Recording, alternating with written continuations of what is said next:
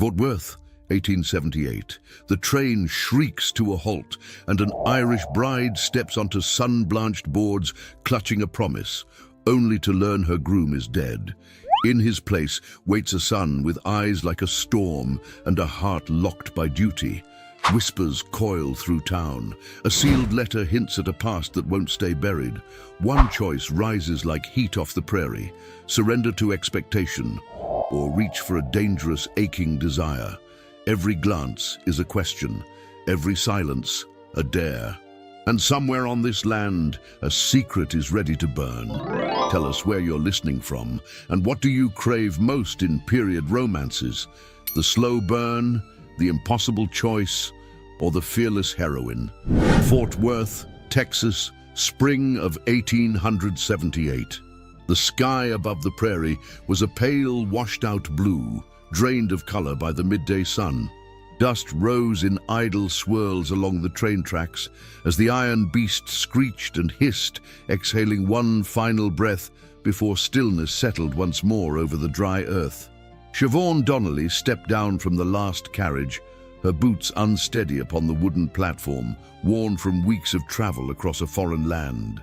She clutched a weathered satchel to her side and held a folded letter in her gloved hand.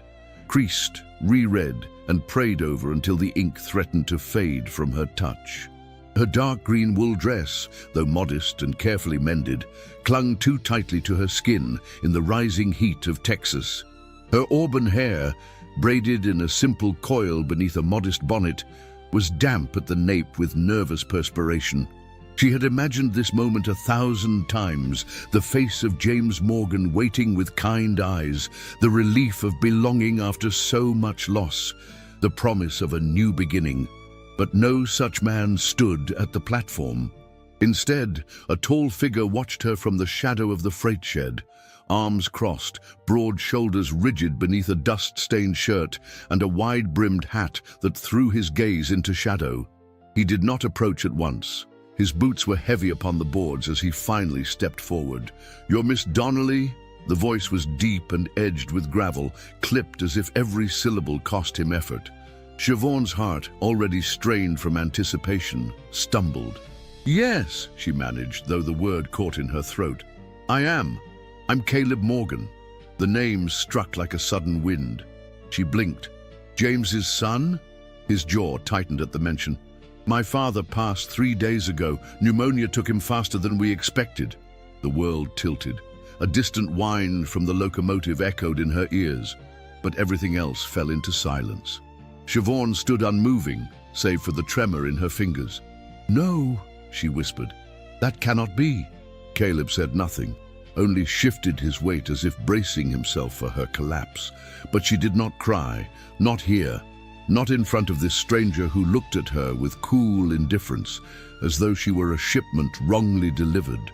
I had his letter," she said, holding it out like a relic. "He asked me to come, to marry him." He took the paper, barely glanced at it, then returned it without comment. "I know about the arrangement, but he's gone.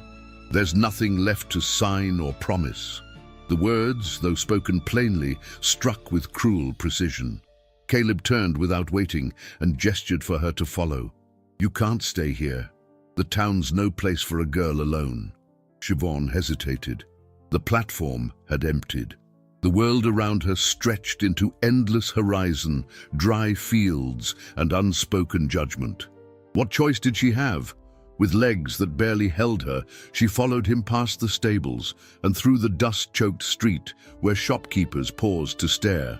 Her chest rose and fell with shallow breaths as unfamiliar voices whispered behind windows. They reached a battered wagon and climbed in without ceremony. The ride out of town was long and wordless, the wind pulling at the edge of her shawl and stinging her cheeks. Caleb's silence was heavy, not out of cruelty, she sensed, but something older, buried. When the house appeared in the distance, a broad ranch house, sturdy but tired, sitting amidst scorched earth and fading fences, Siobhan straightened her spine, though her heart sagged. A young man with restless eyes and a mocking smile waited on the porch. "Is that the bride?" he asked aloud, too loudly, not even trying to hide his derision. Caleb ignored him. "Matthew, get the guest room ready." Matthew scoffed. "Didn't think we were running a boarding house." "Do it," Caleb snapped. The moment stretched like an unstrung wire. Then Matthew disappeared inside, muttering under his breath. Caleb turned to Siobhan. "You can stay for a few days, until you decide where to go next." She nodded, lips parted but speechless. The room they gave her was small, with a narrow bed, a faded quilt, and a wash basin that smelled faintly of iron. A single window looked out toward a field of brittle grass and silence. Siobhan sat on the edge of the bed, removing her bonnet with trembling hands. Her fingers found the chain at her neck, the silver cross her mother once placed there on a winter's night in County Clare, whispering prayers through cracked lips, and there, in the dim hush of a land that did not yet belong to her, she wept, softly, without sound. She wept for James Morgan, for Ireland, for her foolish dreams, and for the girl who had stepped off the train hoping to be a bride. Outside, the wind moaned low through the boards, and in the room next to hers, Caleb Morgan sat in silence, staring at a letter of his own, a different one, and wondering what sins a father takes with him to the grave. The sun rose over Fort Worth like a blade of fire, slicing through the haze of another dry spring morning. From the small window of her room, Siobhan Donnelly watched as the first light kissed the parched earth, setting the golden plains aglow. The silence of the Morgan Ranch was not the silence of peace. It was the kind that held its breath, waiting to judge her next step. She had barely slept. The tears she had wept the night before had dried on her cheeks like salt on stone. She had not expected tenderness, but neither had she imagined such cold dismissal. A man was dead, and with him the promise of a future. But the living did not mourn long in Texas. They worked. They moved forward. She pulled her shawl tighter around her shoulders and made her way to the kitchen, guided by instinct more than familiarity. There, the scent of coffee and firewood mingled, warming the air. But before she could take a full step into the room, a voice, low and unwelcoming, met her. "You're up early, Miss Donnelly." Eleanor Price stood by the stove, stirring a pot with deliberate movements. Her dark cotton dress was neat, her apron spotless, but her eyes, sharp as glass, gave nothing away. Siobhan offered a polite nod. "I thought I might be of help." Eleanor didn't answer right away. Instead, she ladled the boiling liquid into a ceramic pot, set it aside, and finally turned to face her. "You don't belong here." The words landed with brutal precision. "You're a girl with no husband and no family in a land that doesn't forgive either. This house isn't built for pity, and the town doesn't have much use for scandal." Siobhan's lips parted, but no sound came. Eleanor sighed and wiped her hands on her apron. "You seem like a decent sort. My advice is to leave. Go back to the city. Maybe find work with one of the rail families. Anything's better than the kind of reputation that sticks to a woman who stays where she isn't wanted." "I was promised a life here," Siobhan said, her voice trembling but unyielding. "I crossed an ocean because of that promise."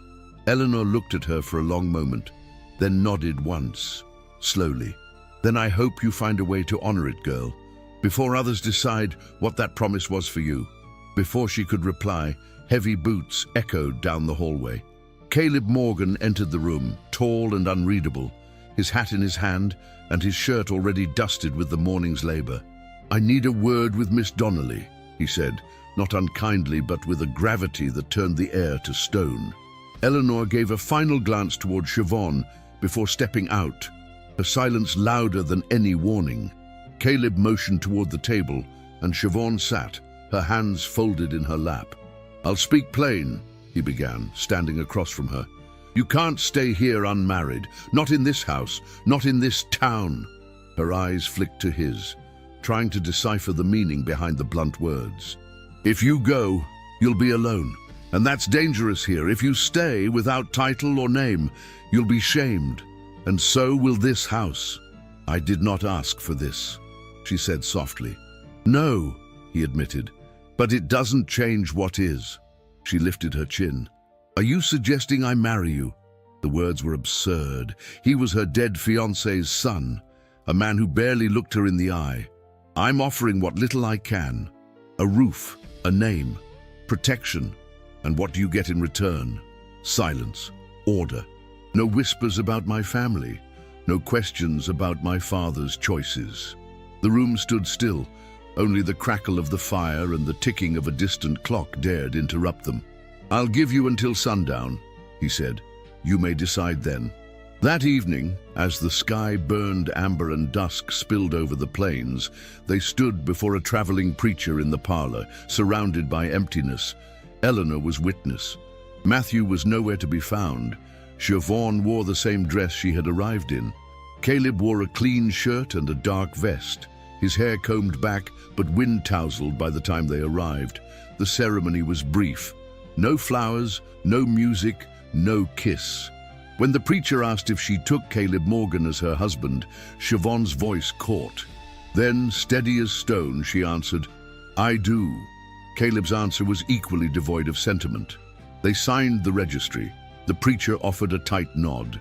And with that, they were bound, not in love nor in joy, but in necessity. That night, as the shadows deepened and stars blinked into life above the silent prairie, Siobhan entered the room that was now hers. A cot had been placed in the corner. Caleb lay upon it, facing the wall, boots off, shirt unbuttoned at the collar. He did not speak. She stood by the window, her back to him, watching the sky, uncertain whether to cry or scream. Marriage had always been a whisper of hope in her childhood dreams, a gentle man, a home of laughter, the promise of something warmer than survival. But what she had entered now was a contract, a cage built from fear and pride. She did not undress. She sat on the edge of the bed, still in her boots, and held her mother's silver cross to her lips. In the days that followed, Siobhan rose before dawn and worked without invitation. She fetched water, scrubbed floors, mended shirts, and baked bread. The ranch hands began to greet her with nods, then quiet ma'ams. Caleb said little, Matthew said less, but his glances were full of judgment. It was not a life of affection, but it was a life of purpose. On the fifth morning, as she swept the porch, Eleanor appeared with a letter in hand. From Ireland, the woman said, softer than usual. Siobhan's fingers trembled as she opened it. The handwriting was unmistakable. Her younger sister Maura, still only 15, had written with careful ink and clumsy spelling. Ma'am misses you terribly, but she says your cross is still warm. I look at your shoes by the door and pretend you're just gone to market. We pray for you each night. Tears pricked Siobhan's eyes. I hope your new home is beautiful. I hope the man you married makes you laugh. I hope you have everything you dreamed of. She folded the letter slowly, pressing it to her chest. No, she did not have what she dreamed, but she had something she never expected to find again. Space to stand, a name to carry, and a land to tame. And for now, that would have to be enough. The wind had shifted by morning, bringing with it the scent of change.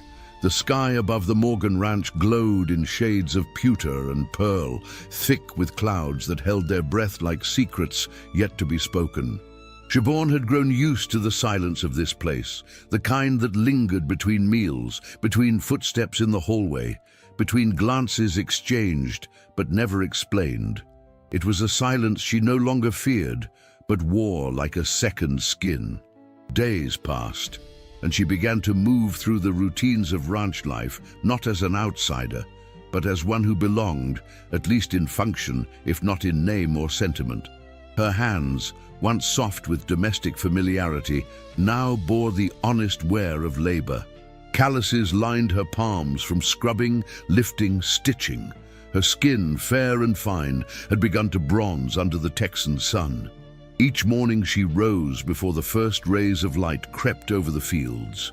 She washed, braided her auburn hair tightly beneath her kerchief, and stepped into her boots without complaint. She swept the porches, mended the linens, baked the morning bread, and by mid-morning was often seen feeding the chickens or carrying buckets with silent resolve. Eleanor, ever watchful, had ceased her judgments.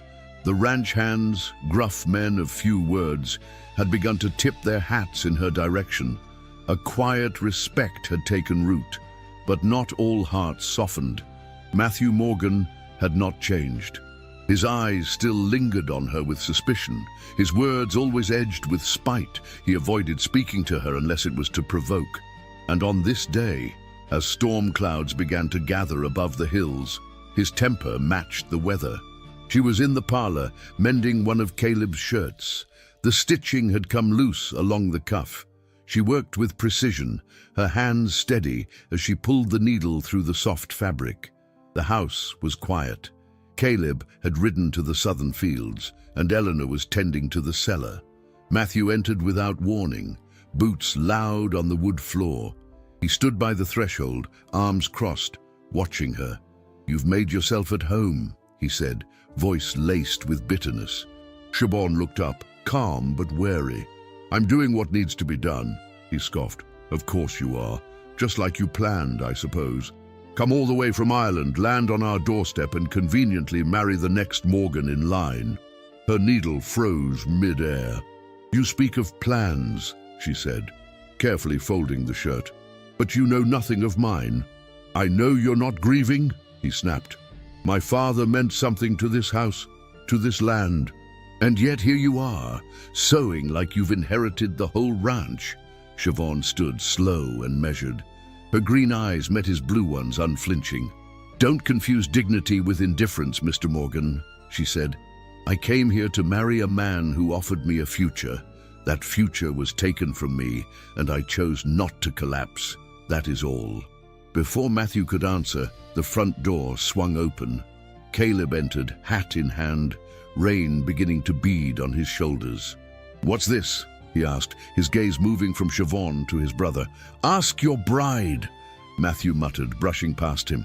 Caleb turned to Siobhan, but she had already sat back down, resuming her stitching with quiet grace. "He has no right," Caleb said, his voice low, controlled. Siobhan didn't look up. "He has pain, and no place to put it." Caleb hesitated, watching her, the lines in his face deepening as if something unsaid pressed behind his ribs. Finally, he said, "Don't read too much into what I said to him just now. I only spoke to stop the fight." She nodded, though her jaw tightened. Understood, and still, he lingered. He opened his mouth to speak, then thought better of it, and left her in the silence once more. By afternoon, the storm that had brooded all morning broke with fury. Thunder cracked above the hills, and rain fell in silver sheets across the fields. The cattle, spooked by the wind and scent of lightning, had scattered toward the northern fence. From the porch, Caleb saw it unfolding and moved into action. "I need help!" he shouted over the roar of rain as he saddled his horse. "I'm coming!" Siobhan called back, grabbing her shawl and tying her skirt above her boots. He paused. "This isn't your job." "It is now," she said, already heading toward the barn. Together they rode into the chaos, Caleb on horseback, Siobhan clinging to the saddle of a second mount, her hair soaked and flying loose from its braid. The land groaned beneath them, wet and wild. Lightning flashed like broken glass across the sky. The cattle had broken through part of the fencing, pushing into the brush. Caleb dismounted, pulling his rope, while Siobhan dismounted as well, lifting her skirts as she stepped into the mud without hesitation. Their hands worked in tandem, no words, only instinct. He drove the cattle back toward the fence. She used a stick to guide the stragglers. At one point, she slipped on a patch of mud, nearly falling, but Caleb's hand shot out and caught her by the waist. For one moment, just one, the world stopped. Their eyes met in the downpour. Her chest rose and fell with effort. His breath caught somewhere between fury and awe. His hand lingered at her waist, the touch firm and anchoring. She did not pull away. Then the thunder cracked again, and the cattle cried out, and the moment broke. He helped her regain her footing, and they moved again, side by side, soaked and shivering, until the herd was safe. By the time they returned to the house, their boots were heavy with mud, and their clothes clung like second skin. Eleanor met them with dry towels and hot coffee. Siobhan thanked her quietly and retreated to her room. That night, she lay on her bed, hair brushed and drying slowly over her shoulders. The candle on her nightstand flickered, casting shadows across the wall. She stared at the ceiling, one hand resting over her chest, her thoughts tangled like thread. The way he had touched her, it had not been duty, not convenience. It had been something else, something she did not dare name. She turned toward the window, watching the rain drip down the glass. Somewhere beyond, Caleb was likely lying on his cot, boots off, mind occupied with land, storms, and fences. But she lay awake, wondering if what had sparked between them was a fleeting illusion, or the first crack in the walls they both so carefully guarded. And in the stillness, as the storm moved farther into the night, her heart beat not with fear, but with a question that would not let her rest. The wind had changed again. It swept through the fields in long, low howls, lifting dry soil from the ground and carrying with it the sharp scent of iron and mesquite. The Morgan Ranch stood stoic beneath the spring sky, its wooden beams sun-faded, its windows streaked with dust. From a distance, it looked like any other ranch born of sweat and stubbornness. But inside its walls, the air had grown heavy, thick with things unsaid, with gazes that lingered too long and footsteps that avoided the same floorboard. It began, as most things in Texas did, with a visitor. The first time Siobhan laid eyes on Edwin Hartwell, she felt the shift in the room like a sudden gust through a closed door. He arrived just past noon, seated in a black carriage with polished wheels and golden trim, drawn by two dark horses that did not flinch at the prairie wind. He stepped down in boots too clean for ranch soil, his frock coat pristine, his cravat expertly tied, and his gloves the kind no working man ever wore. Siobhan watched from the parlor window, needle paused mid-stitch, as Caleb descended the steps to meet him. The two men stood face to face, Hartwell's posture languid, his smile serpentine. Caleb all angles and stillness, jaw clenched, arms folded. They spoke in low tones, no raised voices, no shouts, but the tension between them was unmistakable, like the thick air before a thunderclap. She couldn't hear the words, but she saw the moment when Hartwell handed Caleb an envelope, and Caleb refused to take it.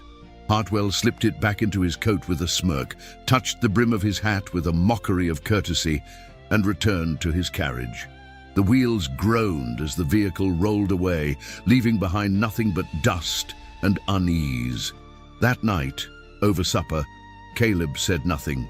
He ate in silence, eyes focused on the chipped edge of his plate.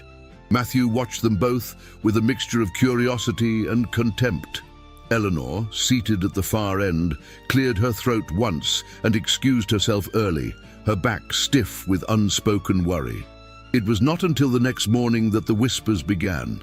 Siobhan went into town to collect supplies. She carried herself with the same quiet dignity she wore, like armor, since the day she arrived. Shoulders back, hair tightly braided, shawl pinned with care. But something in the air had changed. The blacksmith, usually quick with a respectful nod, turned his face away. The woman at the general store barely met her eyes, folding the fabric she purchased with unnecessary force.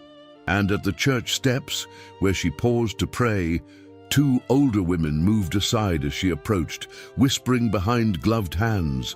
By the time she returned to the ranch, her chest ached with something more bitter than cold. That evening, Eleanor found her folding linens in the wash-house and didn't wait for a greeting. "Word in town is you were more than a bride-to-be," she said bluntly, her eyes narrowing. "They're saying James Morgan kept you as his intended companion long before he passed, that your arrival was less about marriage and more about inheritance." Siobhan froze, hands trembling against the fabric. "That's a lie," she whispered. "He wrote me letters. Nothing more." Eleanor's voice softened, but not her gaze. "Lies spread faster than truth in this town. You walk through the streets now, and they see not a bride, but a—" "Don't say it!" Siobhan snapped, eyes flashing with the fire of every insult she'd swallowed since stepping off that train. Eleanor studied her, then nodded, approving the fight she saw behind the tears. "You must decide if this land is your battle, girl," she said. "Because once you plant your feet, you best be ready to defend your place. They won't do it for you." Later that week, the whispers grew louder. A note was pinned to the church door. "Some brides come dressed in white. Others arrive in secrets." Caleb read it first. Siobhan saw him tear it down with a force that cracked the wood beneath his fist, but he said nothing to her. Not that day, not the next. She kept to herself, moving through the house like a shadow, doing her chores with precision but no peace. She could feel the weight of every gaze, every unspoken question. Even Matthew, who once looked at her with open contempt, now avoided her entirely, as if unsure whether to pity her or fear her. Then, one market morning, the confrontation came.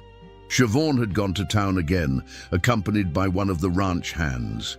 As she passed the mercantile, she heard Hartwell's voice, silken, smooth, and laced with poison. "Shame what happened to the Morgans," he was saying to the storekeeper. "To think their name now rests in the hands of a foreign girl with no blood ties and uncertain virtue." The moment she appeared, he turned with the smile of a man who knew precisely the damage he'd done. "Mrs. Morgan," he greeted with theatrical politeness, "you do wear your title well. Such a shame your husband doesn't see fit to wear his ring as proudly." Her cheeks burned, but she did not speak. She only walked on, chin high, though her heart thudded like a drum inside her chest. That evening Caleb rode in late, his clothes dust-streaked, his eyes dark.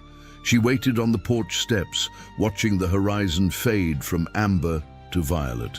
When he tied his horse and climbed the steps, she stood.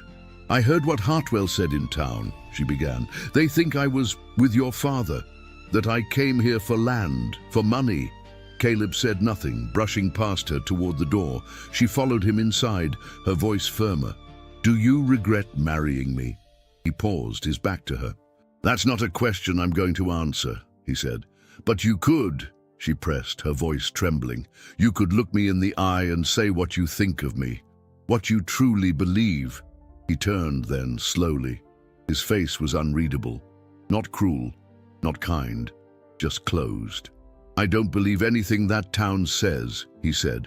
"But you don't defend me," she whispered. "Not when it matters." He stared at her a moment longer, then walked away, his footsteps fading into the silence of the house. Siobhan stood alone in the parlor, the light dimming around her. The shadows on the floor stretched longer, like the arms of ghosts she could not shake. Outside, the wind howled like wolves in the distance, and in her heart, the battle Eleanor had warned of had already begun. The sky burned with the cruel light of noon. Heat rose from the ground in wavering waves that blurred the edges of fence posts and bent the distant hills into mirages. The cattle lowed in the distance, uneasy in the thick, oppressive air, their tails swishing as dust clung to their flanks.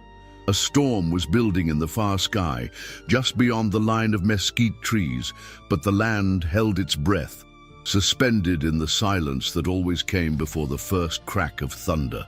Siobhan wiped her brow with the back of her hand, her cheeks flushed from the effort of the morning's work. She had insisted on helping with the roundup. Eleanor had warned her not to, and Caleb had said nothing, had only looked at her with those quiet, unreadable eyes before turning away and saddling his horse. She had refused to stay behind. Now, beneath the unrelenting sun, her skirts tied above her boots, her sleeves rolled high, she moved alongside the hands with a determination that bordered on reckless. The ranch had become her battleground. She would not retreat. But pride was a dangerous thing. She didn't see the gopher hole until it was too late. Her boot caught, twisted, and her body pitched forward hard. The world tilted, then went dark with the force of her fall. She landed with a sickening thud against the dry earth, her breath knocked from her lungs, dust filling her mouth, her palms scraped raw. Shouts rose in the air, unfamiliar voices, and then Caleb was there. She felt his arms before she saw his face, the strength of them cradling her shoulders, lifting her gently from the ground. "Siobhan," he said, voice low, taut with alarm. "Don't move. I'm fine," she whispered, but her voice broke. Her pride shattered with it. "You're bleeding," he muttered, his thumb brushing a smear of dirt and blood from her temple. She tried to pull away, but he held her firm, lowering her to sit beneath the shade of the nearest tree. The ranch hands backed away, giving them space, their boots crunching in the brittle grass as they returned to the herd. His hands moved with surprising care. He pulled a handkerchief from his coat and dabbed her brow, then her palm. His fingers lingered longer than necessary, his touch gentle, reverent even, as if unsure how to treat something fragile that had somehow survived the fall. She looked at him through the shimmer of tears and grit. "Why are you being kind to me now?" He said nothing for a long moment, eyes focused on the scrape across her wrist. Then, without meeting her gaze, he said, "Because I didn't want to see you broken." She pulled her hand back, cradling it to her chest. "You didn't want to see me broken, or didn't want to carry the blame?"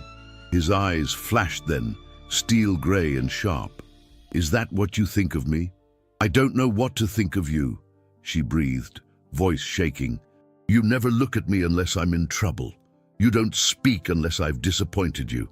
I walk through your house like a ghost, trying not to breathe too loudly. And yet you watch. I know you watch me."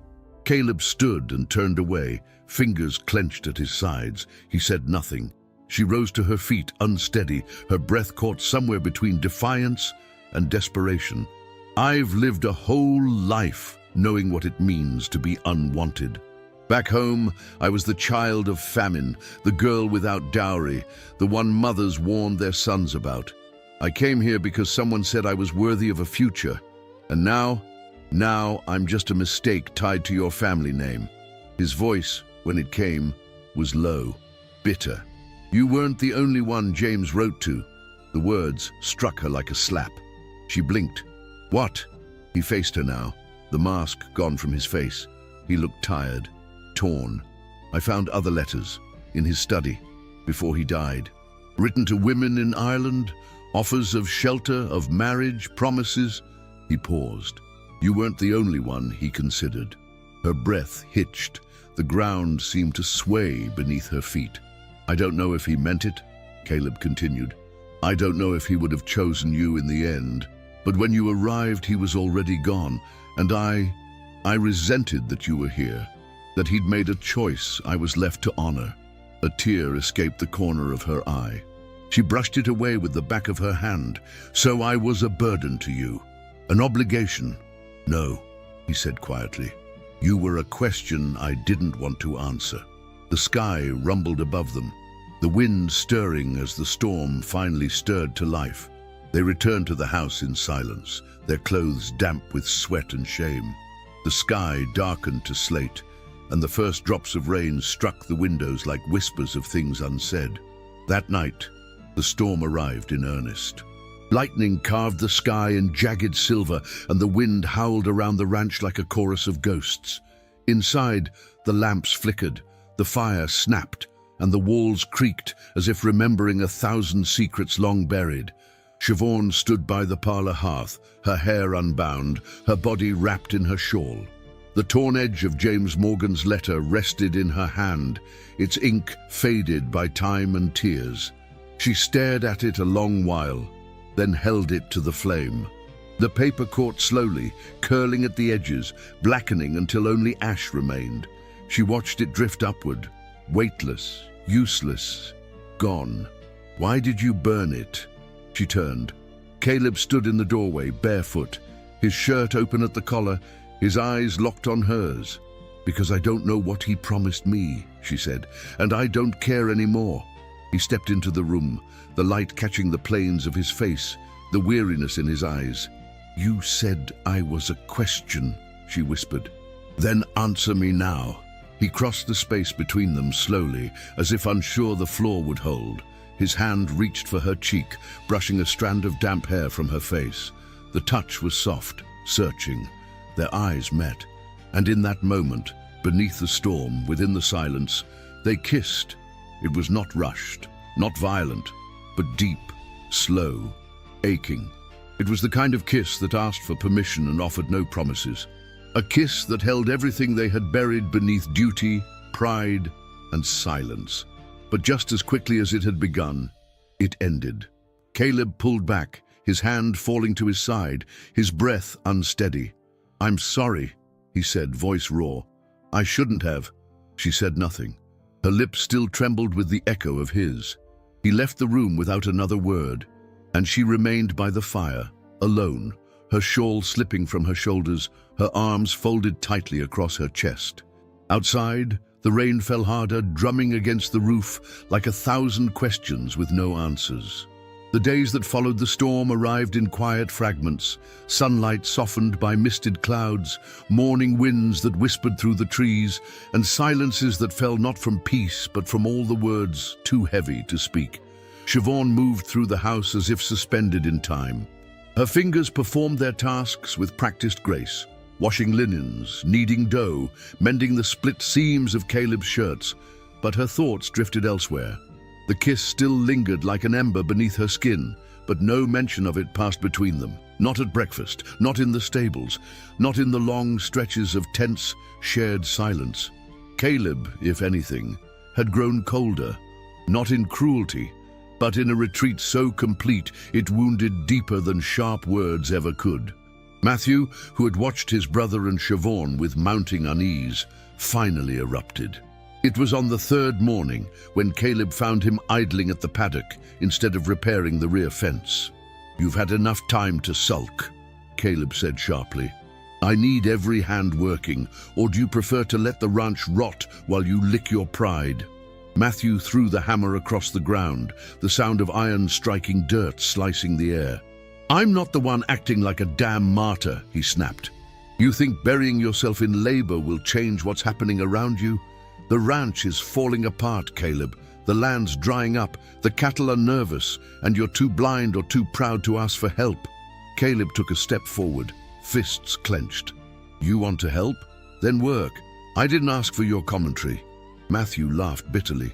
"No, you never ask for anything. Not from me, not from anyone, not even from her." There was a pause, a dangerous one. "She's not our enemy, Caleb," Matthew said, quieter now. "But you treat her like one. If she leaves, it won't be because of Hartwell. It'll be because of you." Then he turned, mounted his horse, and rode out before Caleb could answer. By sundown, he had not returned. The tension in the house thickened with every hour of Matthew's absence. Eleanor boiled a stew in silence, her eyes darting toward the door at every creak of the wind. Siobhan pressed her hands against the windowsill, watching the horizon with a mixture of dread and guilt. "I shouldn't have come here," she whispered once, barely above breath. "Don't speak nonsense," Eleanor muttered, not looking up from her ladle. But her voice lacked its usual sharpness. Siobhan stepped outside into the twilight, the sky stained lavender and rust, the grass whispering beneath her boots. Caleb stood near the barn, leaning against a post, his arms crossed and his eyes far away. She approached slowly. "He'll come back." Caleb didn't answer. "You think I drove him away?" she said. "No," Caleb replied after a pause. "He left because of me." She waited, but he said nothing more. The distance between them felt like a wound that refused to close. That night, the ranch fell into a strained stillness, and in the darkness of her room, Siobhan reached for ink and paper. "Dear Eleanor, I have tried, with all my might, but I fear I was never meant to belong here, not to this land, not to this family. I arrived with hope. I leave with sorrow." She stared at the half-finished page, her hand frozen. The candle flickered beside her, casting her shadow against the wall. She could not sign it. Not yet. The next morning, disaster struck. One of the ranch hands came pounding on the kitchen door before sunrise, panting and wild-eyed. "The west line's been tampered with," he gasped. "Water's not moving past the split gate. Cattle are already restless. Something's wrong." Caleb was out the door in seconds, Siobhan at his heels. They reached the irrigation trench where the waterline had been carved with sweat and years. What they found turned the blood in Caleb's veins cold. The wooden sluice had been deliberately dislodged, the rocks beneath it disturbed, the earth dry where it should have run wet. "Sabotage," Caleb muttered, kneeling to inspect the damage. "Clean cuts. Someone used a blade." "Who would—" Siobhan began, but stopped. She already knew the answer. "Hartwell!" Caleb stood, rage barely held in check. "You should call the sheriff," she said. "No." Her eyes widened. "Why not?" "Because the sheriff plays cards with Hartwell every Friday night," Caleb said, bitterness tightening his voice. "Because in this town, justice isn't given to those who work the land. It's sold to the ones who own it. Then what will you do?" He looked toward the hills, his jaw set. "I'll fix it myself." He turned back toward the barn without another word. Siobhan remained by the waterline long after he had gone. She crouched beside the broken sluice, running her fingers through the dry dust. The land beneath her felt wounded, like her. She couldn't breathe. That afternoon, she returned to her room. The unfinished letter still sat on her desk, ink dry on the page. She read it once, then again, and then slowly she folded it and slipped it into the drawer. She was not ready to leave, but she was also not ready to stay. As twilight bled into dusk, Siobhan walked alone to the riverbank behind the orchard. The wind had calmed, and the sky shimmered with early stars. She knelt by the water's edge, her skirt brushing the reeds, her boots sinking into the soft earth. She pulled her silver cross from beneath her blouse, the chain glinting in the dim light. Her fingers clutched it tightly, as if the weight of it could ground her to this place, to this life. She did not pray, she had no words left for heaven, but her lips moved silently, her heart beating like a drum beneath her ribs.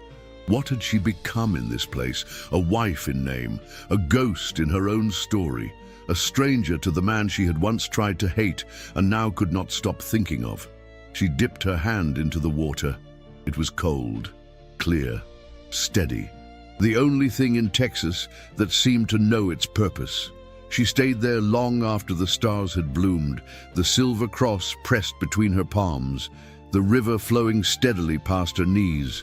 And when she rose, she was no closer to an answer, only more aware of the fire smoldering beneath the silence.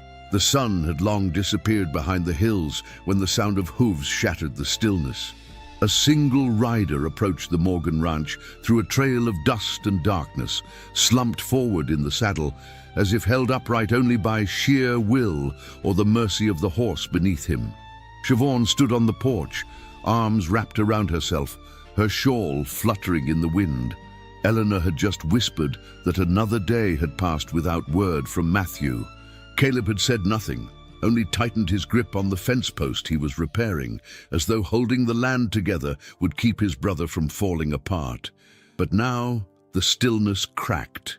"Someone's coming," Siobhan said, her voice barely louder than the breeze. Caleb was beside her in an instant, his eyes narrowing. As the rider neared, the outline became clear. Matthew, hunched and bloodied, his shirt torn, his face swollen and streaked with dried mud. He slid from the saddle before the horse fully stopped and crumpled to the ground. "Matthew!" Caleb rushed forward, kneeling beside him. "I've got him!" Siobhan cried, already darting toward the barn to fetch water and cloths. They carried him inside, placing him on the sofa, the lamplight revealing just how far he had fallen. His lip was split, one eye nearly swollen shut, bruises blooming dark and angry across his ribs. He groaned, half-conscious, his breath shallow. "What the hell happened?" Caleb demanded, voice tight with panic, guilt, and disbelief. Matthew coughed, and a small line of blood slipped from the corner of his mouth. "Tried to talk to Hartwell," he rasped. "Tried to make him stop. God help us," Eleanor whispered from the doorway, crossing herself. Caleb stood frozen, jaw clenched. Siobhan knelt at Matthew's side and pressed a wet cloth to his brow, her fingers trembling only slightly. He flinched, then blinked at her through his good eye. "You came back," she said softly. He looked at her for a long moment. Then, with the weight of surrender, he whispered, You shouldn't care. I treated you like dirt." Siobhan gave a small, pained smile. "Then let me be the first Morgan to treat you like family." His lips curved barely, but it was enough. Caleb stood at a distance, watching. Siobhan's fingers moved with gentle precision, her voice low, coaxing comfort from pain. In that moment, something in Caleb shifted, something fragile that he had locked behind walls of labor, silence, and duty. He saw her, not as a duty, not as a stranger, but as the soul of the home he didn't know he needed. When Matthew finally fell into a fitful sleep, Eleanor urged Siobhan to rest, but she refused. She remained at his side, changing the cloths, whispering encouragement, praying softly under her breath. Caleb watched her from the threshold, his heart aching with a new and unfamiliar longing. Later that night, when the house had quieted and the fire had burned low, Caleb found her sitting by Matthew's bedside, her hands folded in her lap. "He'll heal," she said without turning. "I know," Caleb replied. A long silence stretched between them. "He told me something before he passed out," Caleb added, voice heavy. "He said Hartwell's planning to claim the land, that if our marriage is questioned, the deed can be contested." Siobhan turned now, her face illuminated by the dying glow of the hearth. "He wants to erase me," she said. "He wants the ranch," Caleb corrected.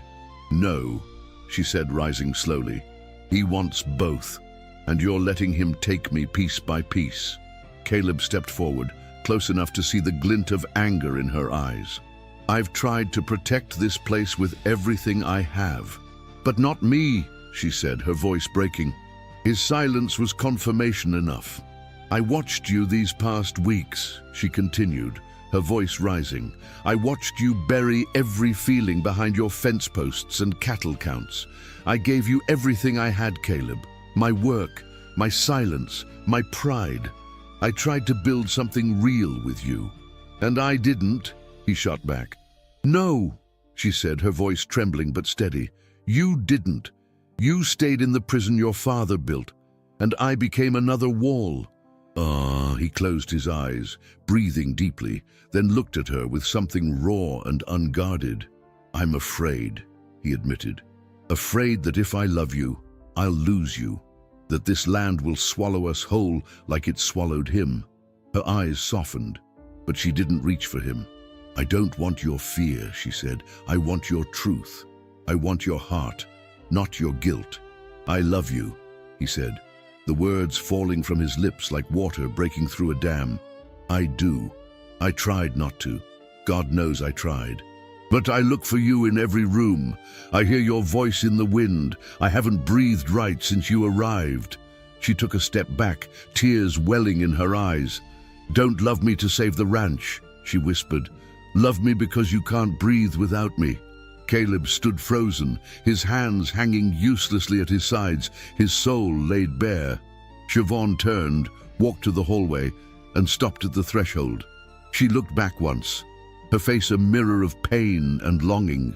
Then she disappeared into the shadows, and Caleb was left in the silence, the fire flickering low, the weight of love finally known, but not yet held.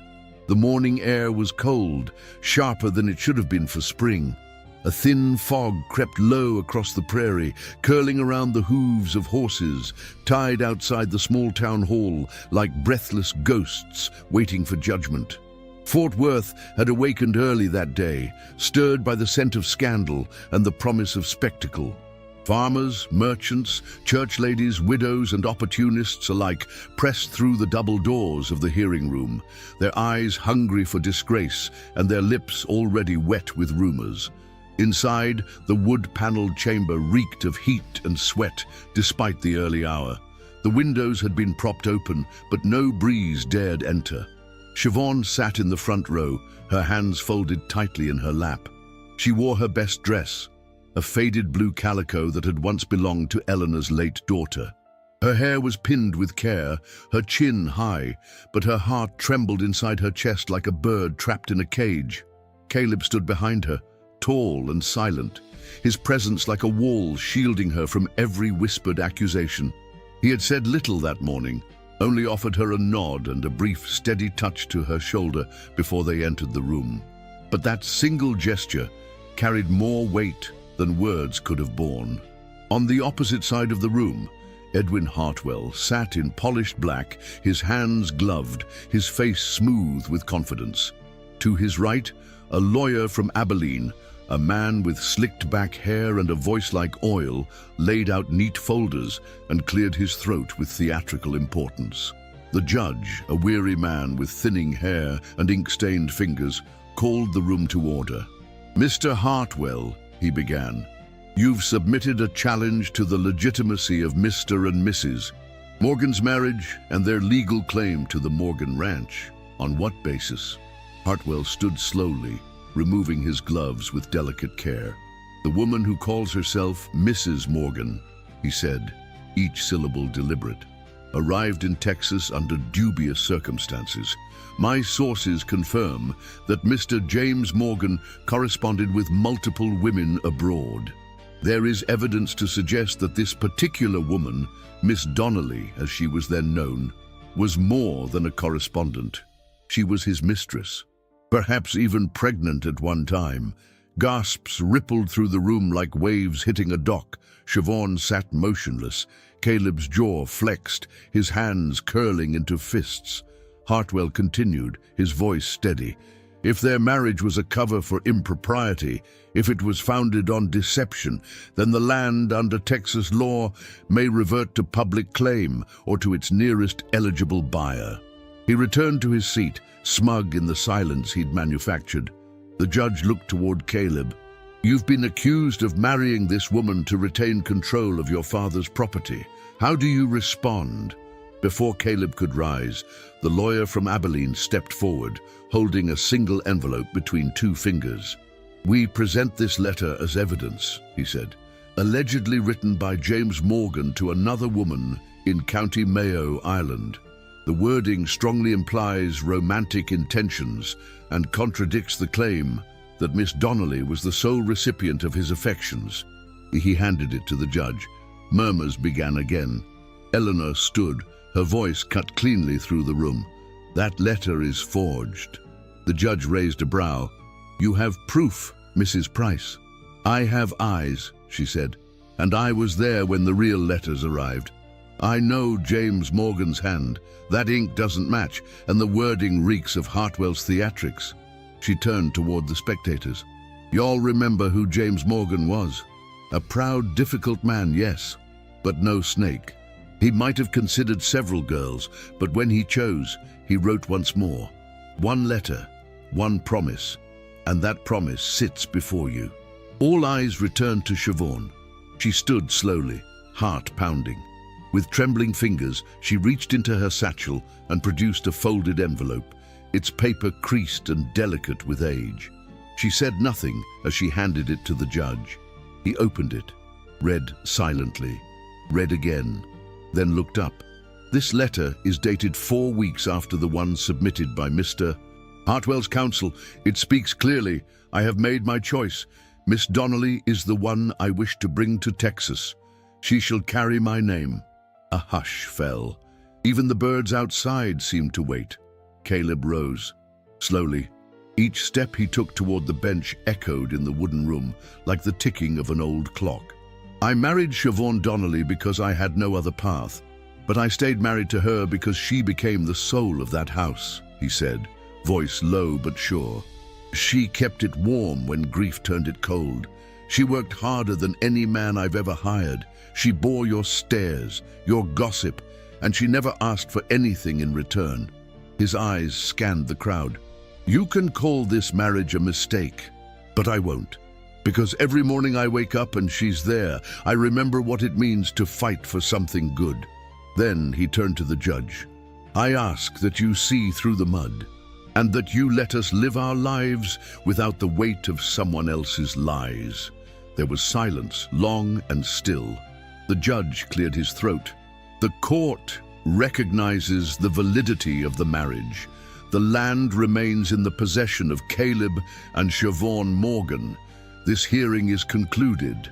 A wave of noise surged behind them, but Siobhan didn't hear it. She only heard her heartbeat. Caleb took her hand, quietly, firmly, and guided her through the crowd and out into the waiting light. The sky had cleared. The fog had lifted. That night, the stars returned. Siobhan sat on the back steps of the ranch house, her skirts brushing the stone, her hands folded over her lap. The fields stretched before her, silvered by moonlight. She heard his footsteps before she saw him. Caleb didn't speak at first. He simply sat beside her, shoulder brushing hers, gaze turned upward. "You were braver than I was today," he said softly. She shook her head. "I was just tired of being quiet." He looked at her then, really looked, not as someone beneath his protection or part of his inheritance, but as a woman, a soul. "I never meant to shut you out," he said. "I only didn't know how to let you in." "I didn't come here to be let in," she replied, eyes glistening. "I came here to build something beside someone. I didn't want to be a burden. I wanted to be a partner." "You are," he whispered. He reached for her hand, and she didn't pull away. Their eyes met. And there, beneath the stars, the kiss they shared was soft, unhurried, certain.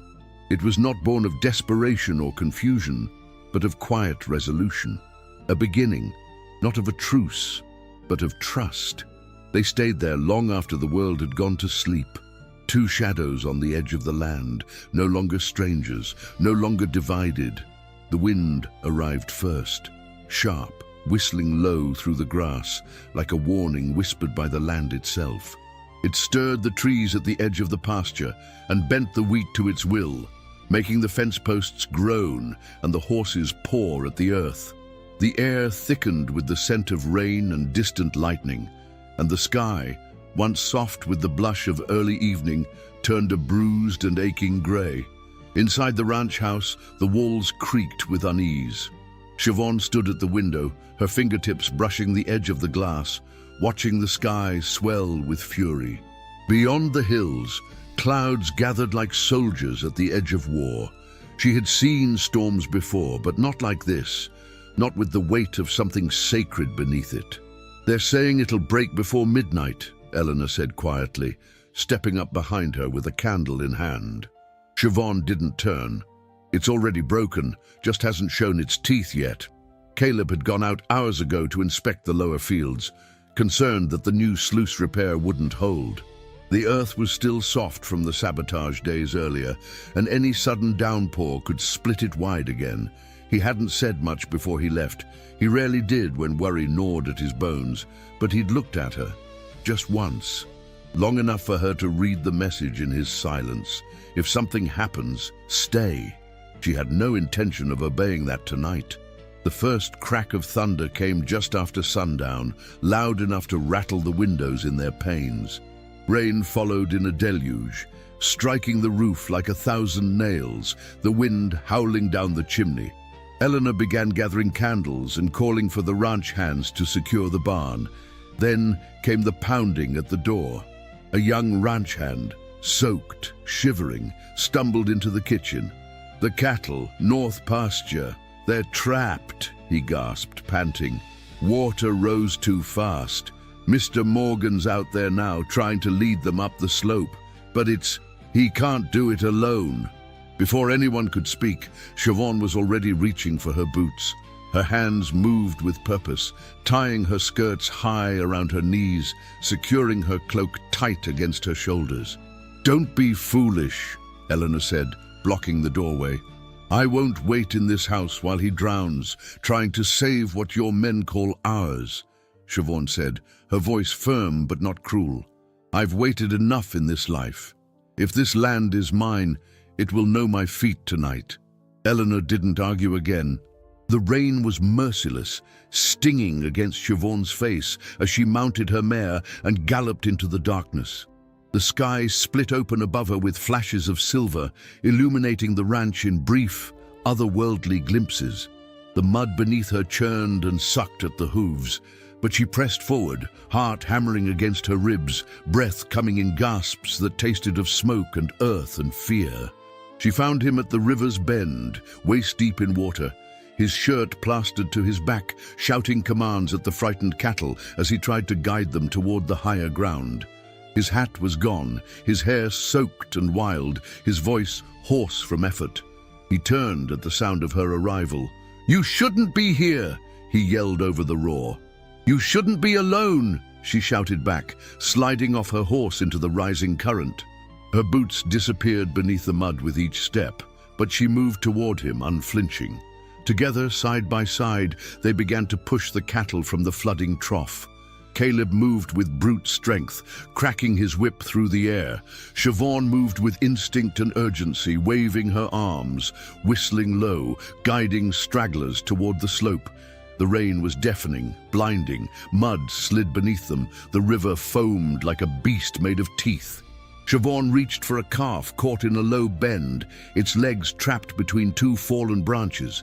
As she tugged, the branch gave way, and the current pulled her under.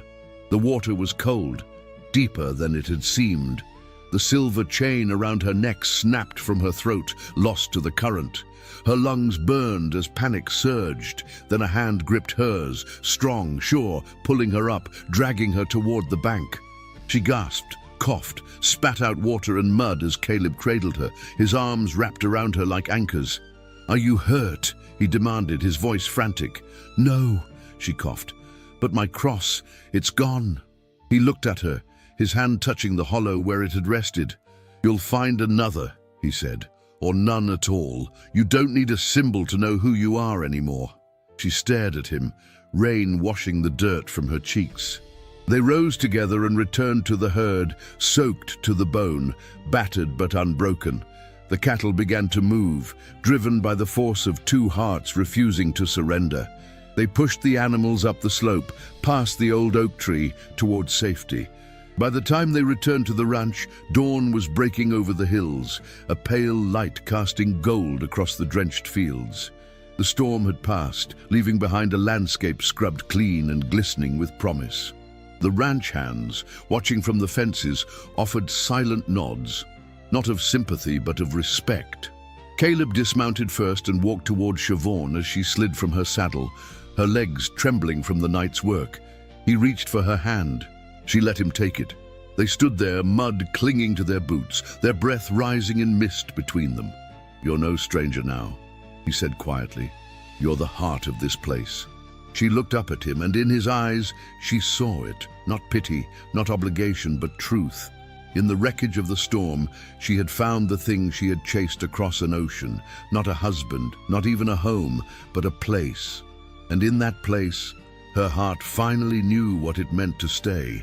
The morning after the storm broke bright and still.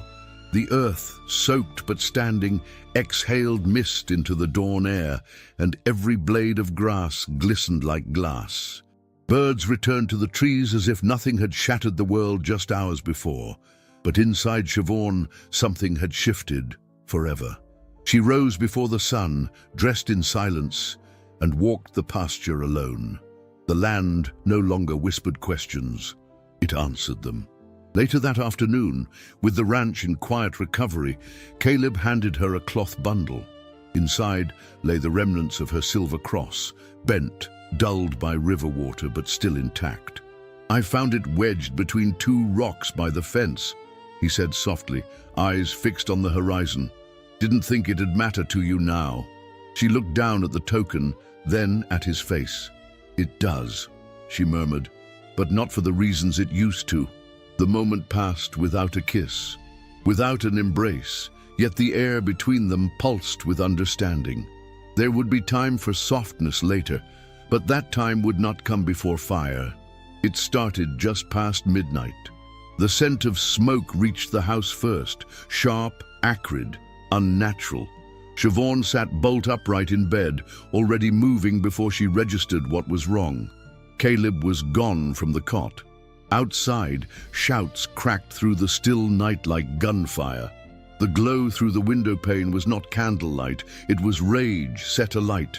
She ran barefoot across the porch, her nightdress soaked by dew, the wind pulling at her hair. The barn blazed against the darkness like the mouth of hell, flames devouring the wooden structure in greedy gulps. Horses screamed from inside, and Caleb, God help him, was already inside, leading them out one by one, shielding his face with his coat. "Hartwell!" someone shouted. From the shadows, Siobhan saw him. Edwin Hartwell, eyes wild, shirt torn, holding a broken lantern in one hand and a pistol in the other. "Get back!" he shouted, breath ragged. "You think you've beaten me? You think this Irish whore gets to wear the Morgan name and steal what should have been mine?"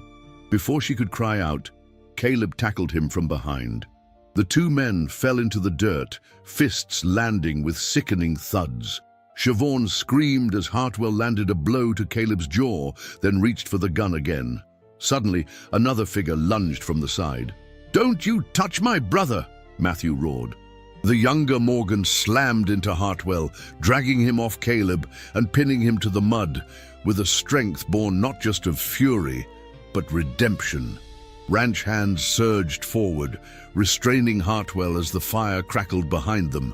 The sheriff arrived moments later, gun drawn, and took the land baron into custody without ceremony.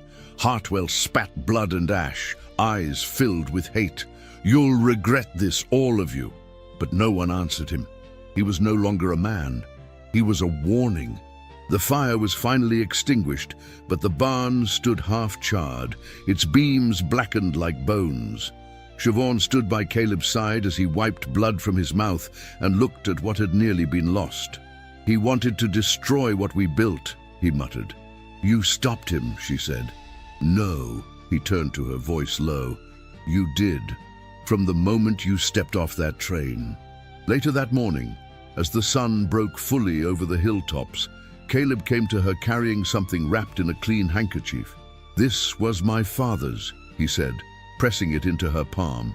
A pocket watch, gold, heavy, its surface smooth from years of use. She traced the engraved initials, JM. "He left me the land," Caleb said, voice rough. "But you gave me a reason to build something real." She opened the watch. Inside, there was no time, just space enough for something new to begin. That Sunday, under a sky washed clean by fire and rain, the church doors opened to a different kind of silence. Not judgmental, expectant. Siobhan entered on Matthew's arm, at his insistence. Her dress was modest but freshly sewn, the pale blue cotton catching light as she walked. Eleanor sat in the front pew, a handkerchief pressed to her eyes, lips curved in the faintest smile. Caleb stood at the altar with both hands clasped in front of him, wearing his father's coat, cleaned and repaired.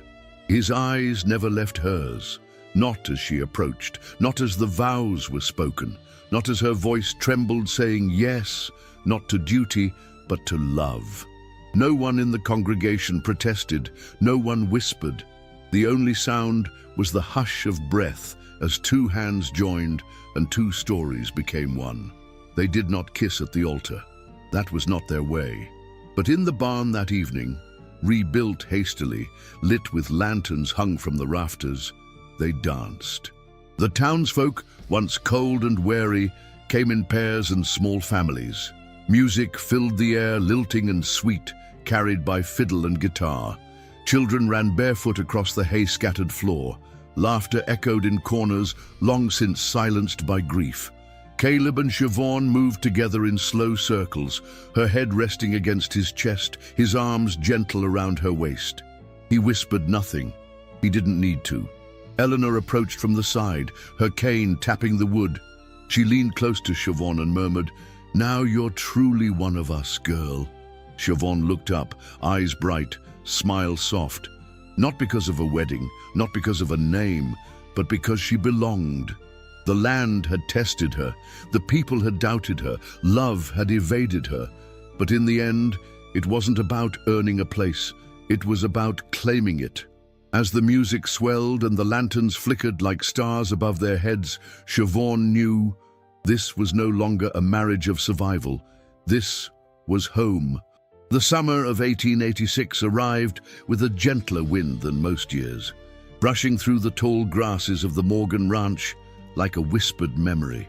The oak trees had grown broader, their roots deeper, and the rebuilt barn stood tall and proud, as if fire had never touched it.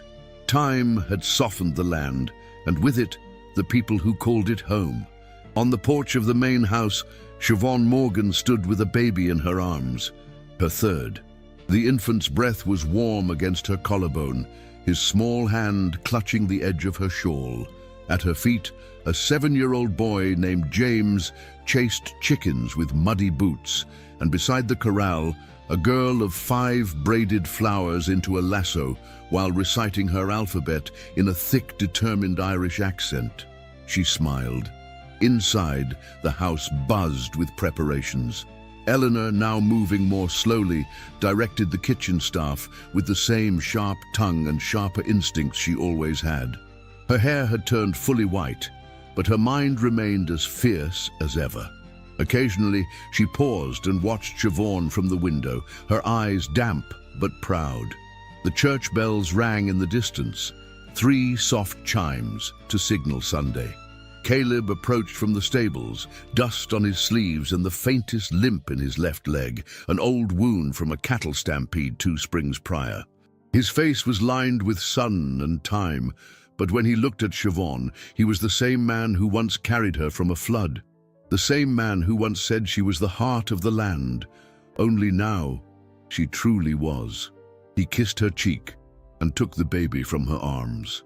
"He's got your stubborn brow," he teased, looking into the infant's slate blue eyes. "No," Siobhan replied, brushing straw from his hair. "That's all, Morgan." They had built everything from nothing, not just fences and homes, but trust.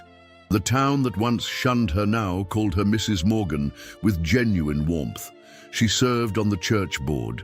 She taught girls to read and write. She delivered 2 babies in the town herself when the midwife fell ill. Respect had been hard-earned, and it had endured.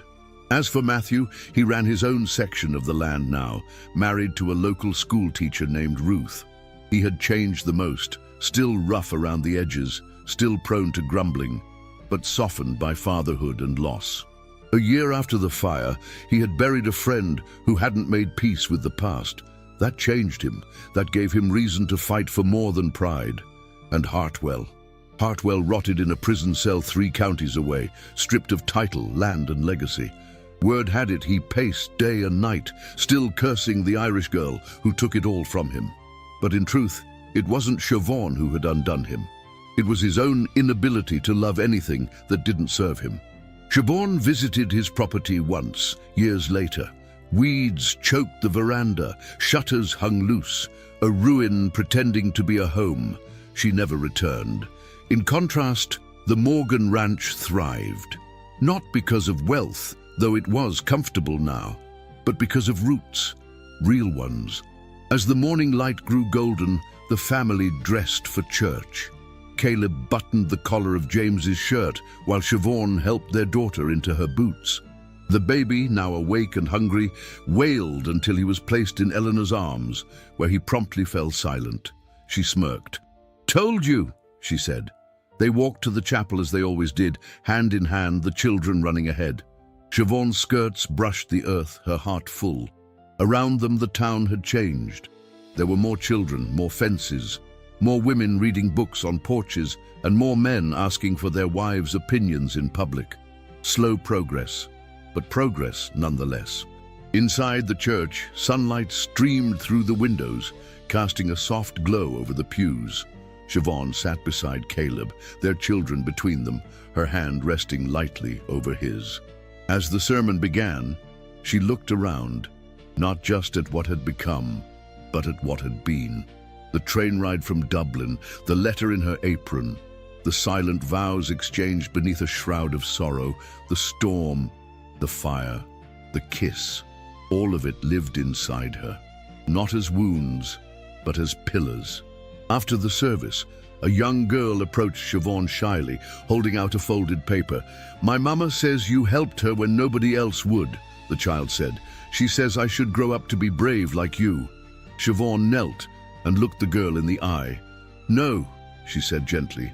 "Grow up braver." The girl smiled and ran off. Siobhan stood slowly, watching her go. That night, after the lanterns were lit and the supper cleared, she stood once more on the porch, wrapped in Caleb's arms. The stars above them shone over the land like old friends. "What are you thinking?" he whispered into her hair. "That time doesn't take everything," she murmured. "Some things, some loves, outlive even the dust." He held her tighter, and in the silence that followed, with children asleep and a wind full of summer, Siobhan Morgan, once a stranger, once a servant of destiny, closed her eyes and knew she had not been sent here. She had chosen it, and she had been chosen in return.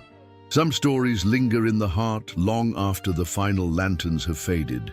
Siobhan's journey was not one of fairy tales or perfect beginnings, but of courage, resilience, and the power of choosing love, even when the road is uncertain. She crossed an ocean with only hope in her hands. She endured judgment, loss, and fire, not only of the land, but of the soul. And in the end, she didn't just find a husband or a home. She built a legacy, one step, one heartbeat, one breath at a time. This tale reminds us that sometimes the family we build matters more than the one we leave behind. That love, to last, must be forged not in comfort, but in storm. And that even the most unexpected chapters can become the ones we treasure most. If you made it this far, thank you. You're part of this story now. We'd love to know what touched you the most. What moment made you hold your breath? What line stayed with you? Share it in the comments below, and if you reached this very end, write the word home, so we know you walked every step of the journey with us. If you feel moved to support the team that makes these stories possible, your super thanks means the world, whether it's $1 or whatever you wish. Every gesture helps us bring more of these heartfelt romances to life. And if supporting financially isn't possible right now, that's okay. Just sharing this story with someone who loves historical tales is already a beautiful gift. You never know whose heart it might heal, inspire, or awaken. Don't forget, more stories like this await you in the video cards and on our channel. Stories of love that resists, endures, and transforms, just like Siobhan's.